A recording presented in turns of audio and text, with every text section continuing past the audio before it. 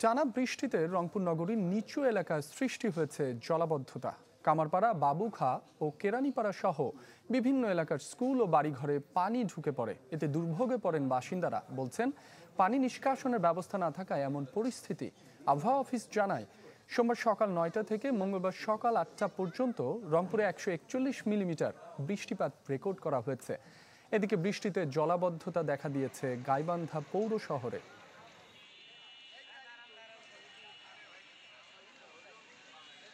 ড্রেনে পানি এসে রাস্তা এবং মাঠে ভরাট হয়, সেজন্য বাচ্চারা অনেক সময় পিছিয়ে পায়ে আঘাত পায়। যে স্কুলের যে আশপাশে যে আমাদের গ্রামবাসী আছে তাদের সবারই বাড়িতে পানি ভরাট। এই অবস্থায় দুর্ভোগের মধ্যে পড়ে আছি আমরা। চলাফেরা চুলকানি হচ্ছে, ঘা আছে নখের মধ্যে, চলতেছে না ঠিকভাবে। প্রতি বছরই পানি জমায়েত হচ্ছে আর জনগণকে দুর্ভোগ পোহাতে হচ্ছে।